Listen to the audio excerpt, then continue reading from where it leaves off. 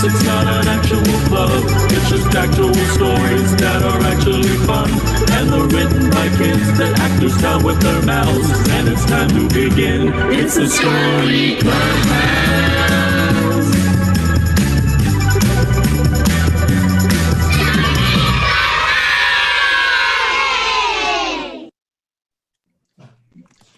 Hey everyone! How's it going?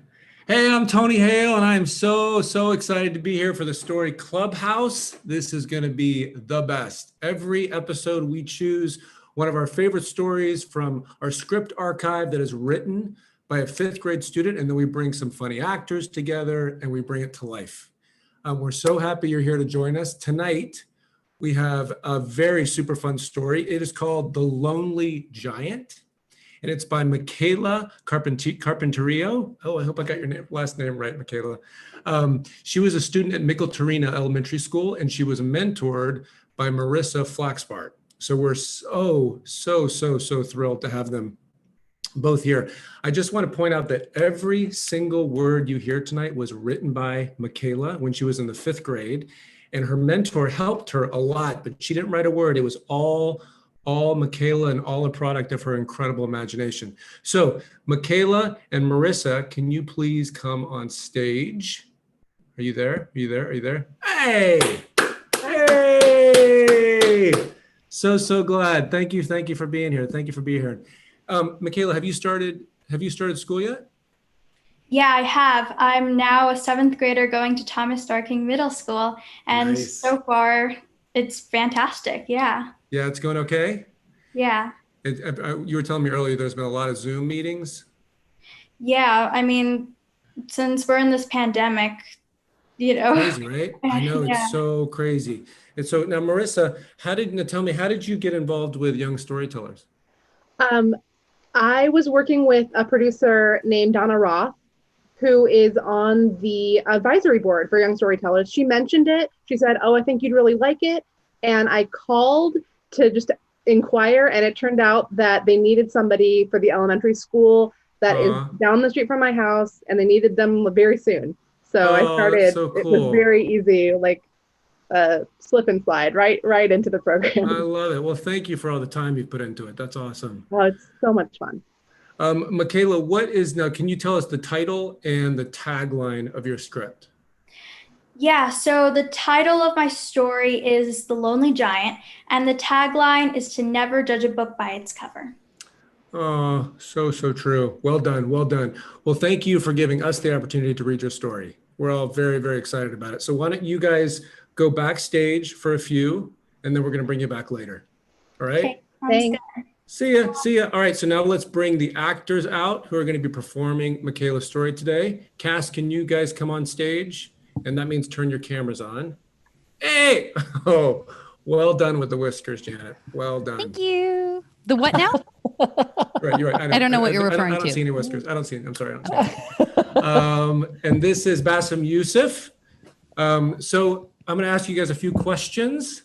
This is like our own little talk show. All right, Janet, who are you playing, and what was your favorite subject in elementary school?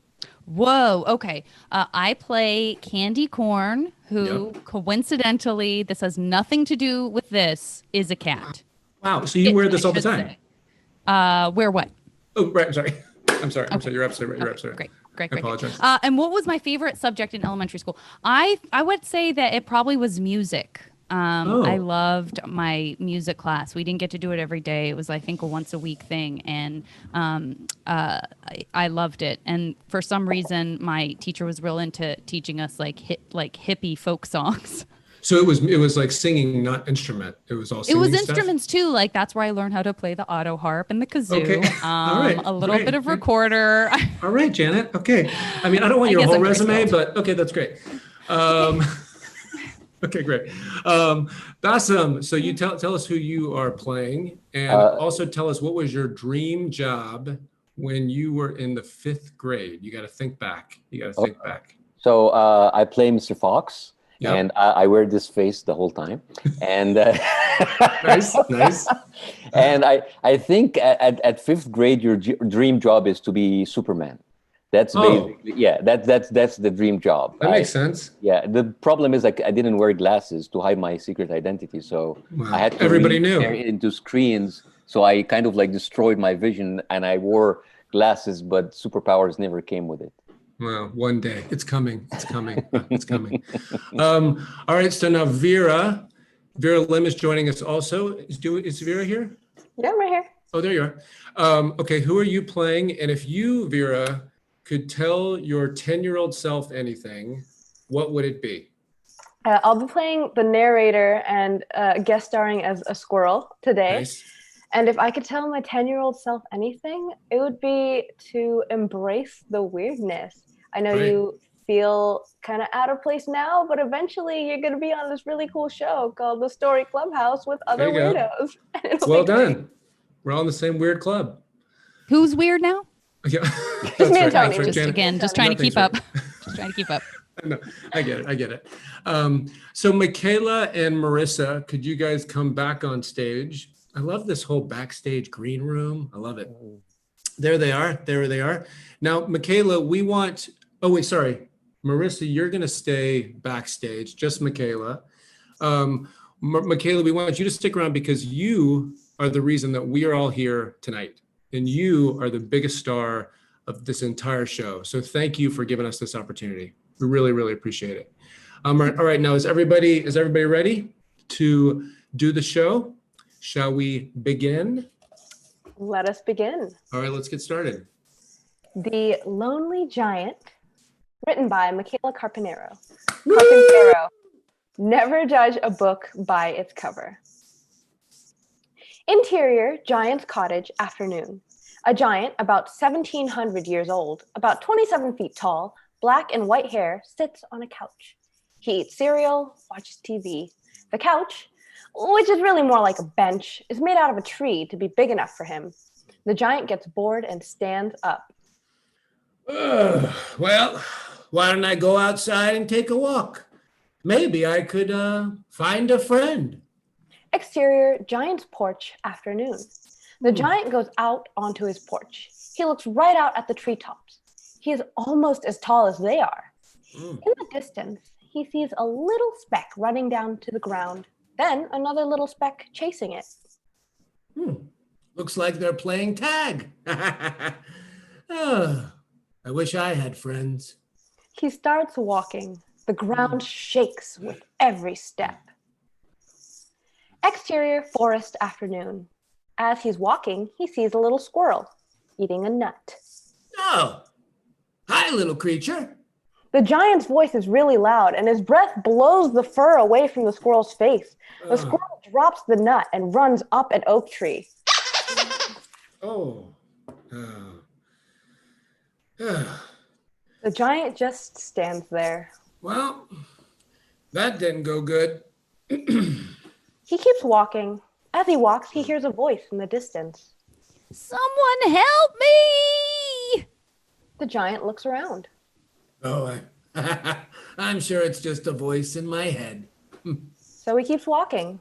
But in the distance, exterior, the distance, the redwood forest, day. Up in a redwood tree is an orange and white striped kitten, Candy Corn, thinking. Oh, I wouldn't be stuck up here if I hadn't gone inside that fox's house. Candy Corn screams again. Help!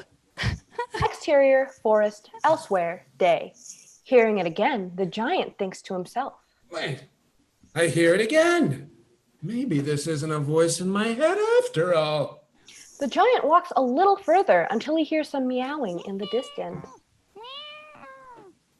He follows the sound, the candy corn, meowing hopelessly, curled up on the 7th branch on the right of a tall redwood tree at the very top. The giant has to go on his tippy toes to reach him. Was that you who was doing all the hopeless meowing? Candy Corn has his eyes closed because he's afraid to look down. He opens his eyes and his jaw drops. Who are you? Oh, I'm Little Bill. What's your name? Candy Corn laughs hysterically. I'm Candy Corn. Oh, how did you get stuck up in that tree? I will tell you if you get me down. Oh, sure. The giant grabs the kitten, plops him in his hand, and sets him on the forest floor. But since the kitten is so small and the giant is so big, the giant cannot hear him as he speaks. So the giant sits down and the ground shakes like an earthquake. He asks Candy Corn again. Can you tell me how you got caught up in that tree? But before Candy Corn can say yes, there comes a big growl. Mr. Fox appears. Hello. My name is Mr. Fox. I have this accent because I spent a year abroad in France. I see that your friend helped you out of the tree. He's not my friend. He's just some stranger who helped me out of the tree. As he hears these words, the giant's heart sinks. Well, if he is not your friend, I'll just go ahead and eat you. As Mr. Fox jumps for Candy Corn dodges out of the way. The fox and the kitten play this game until... Enough! They both pause in their stance. His voice echoes through the woods. He stands up to his full height, and since the giant has a nice heart, he picks up the kitten and puts him back in the tree. Candy Corn starts moaning again. Oh, yeah, please take me down, please. Okay, I'll be your friend. I don't want to force you to be my friend. I just wanted to keep you safe. Mr. Fox, still on the ground, sees all this and laughs. You stuck in a tree again. You stuck in a tree again. And after what you said, I'm sure this giant not going to want to be your friend. The giant takes a few steps closer to Mr. Fox. He lifts his humongous foot as if he's about to step on Mr. Fox. The fox doesn't notice because he's busy taunting and dancing around. Isn't that right, giant? Mr. Fox looks up. The giant pauses his foot in midair. It's not giant. It's Little Bill. Mr. Fox's body is trembling with fear. The giant starts lowering his foot closer to the fox. Oh, who's stuck now?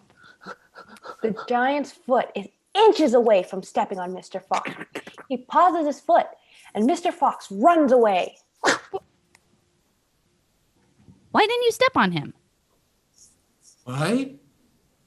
Because I didn't want to hurt him. But now you don't have to worry about Mr. Fox.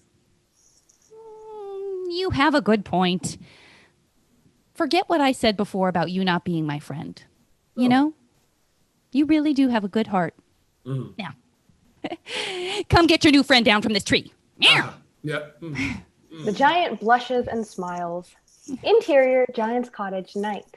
Crackle, crackle. The fire burns in the fireplace. The giant is back on his couch. This time, though, Candy Corn is snuggled beside him, sleeping. The giant sips a cup of tea, staring at the flickering fire. The end. Hey, Makayla! Yeah! Awesome job, all. Marissa, could you come back on stage? Sorry, for some reason I just see. Yay, Marissa! Hey, Makayla! And cast. Thank you. Well done. Makayla, your script, it seems like it has a lot of empathy for all the characters that you've written. I'm just curious, what inspired you to write that? Well, as a little girl, my mom used to read me this book called The Selfish Giant, written by Oscar Wilde. Yeah. And it really inspired me to write a story about a giant who had a really hard time making friends. Oh, I love that. And Marissa, could you tell us a little bit about what it was like to work together with Makayla and everything? Well, based on the answer Makayla just gave, it'll come as no surprise that Makayla was a wonderful student to work with, which made my role extremely easy, but also we had a lot of fun.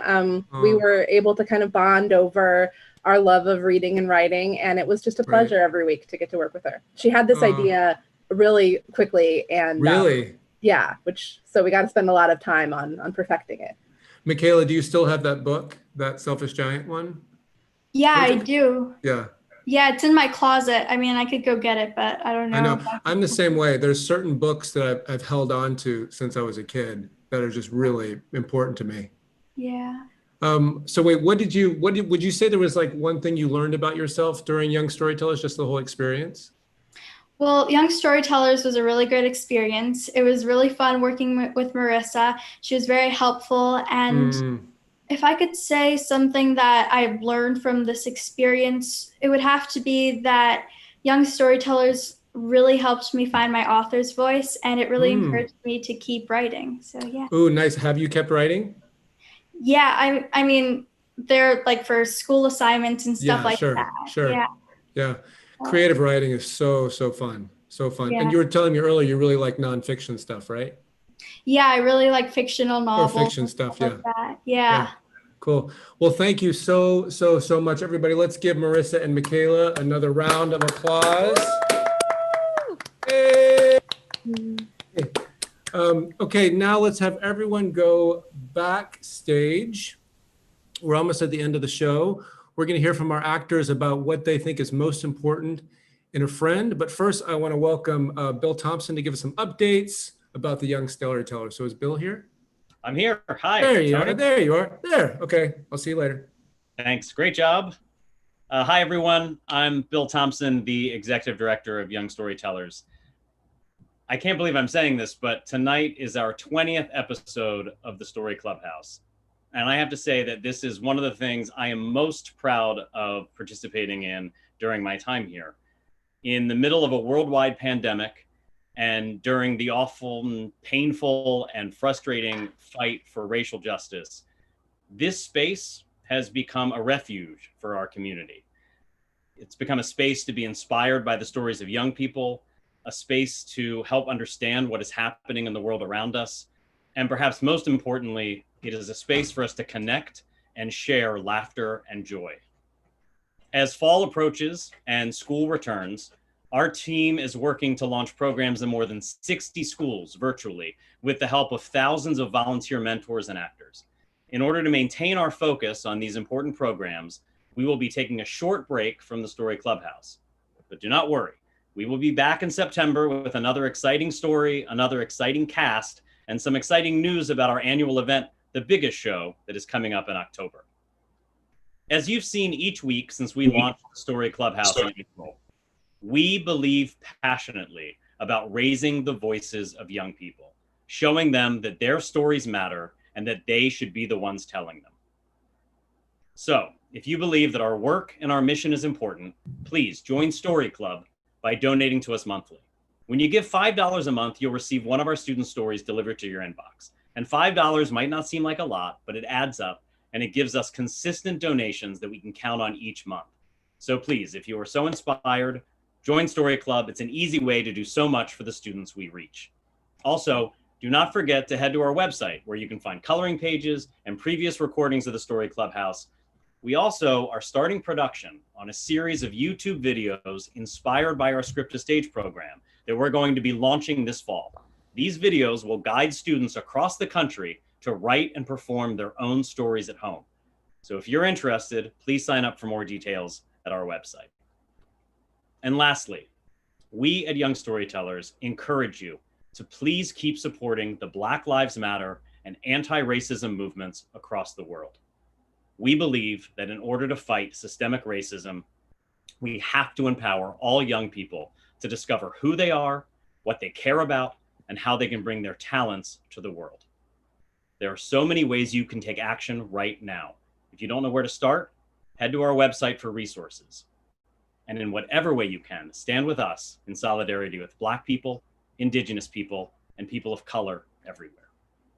And now let's have Tony come back on stage and help us wrap up the episode. Tony? Oh, wow. Thank you so much, Bill. And thank you to everybody who makes all this possible. We can't thank you enough. This community is incredibly important and you make it happen. So thank you so much. I want to, if you could hit the like button, share this video with friends, subscribe so you don't miss future episodes. That's really important.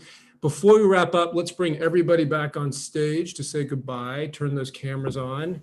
There we go. Congrats to Makayla. And thanks to our wonderful actors.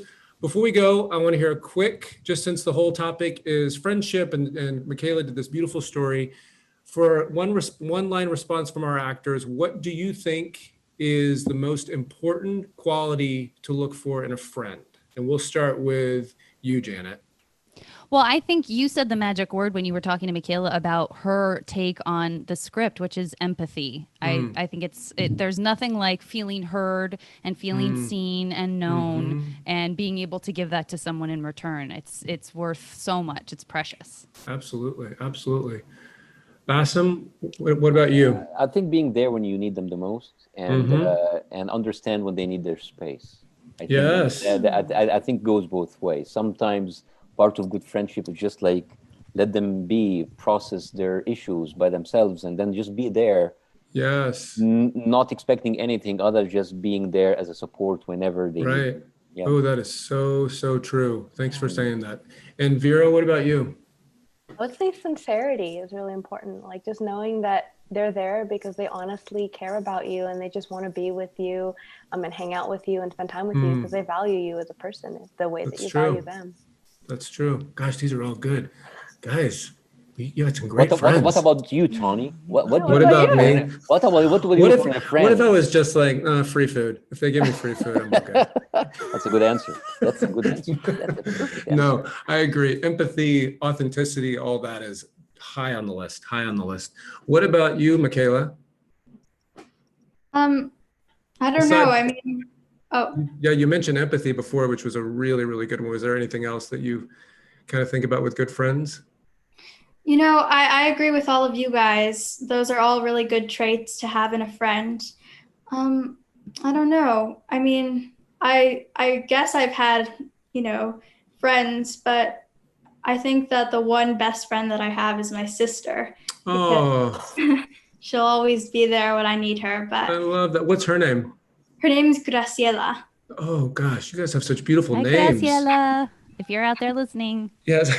All right. Well, thank you so much, Makayla, for doing this. Seriously, you brought this story to us so that we could bring it to life, which is just so fun. And thank you to Janet, Bassem, Vera. You were fantastic. Makayla, please keep writing. Don't stop. Please keep writing. And Marissa, thank you so much for your service and the time you gave to this. Seriously, keep mentoring.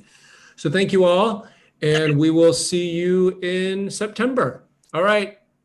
Enjoy your day or night or wherever you are. Bye. Bye. Bye.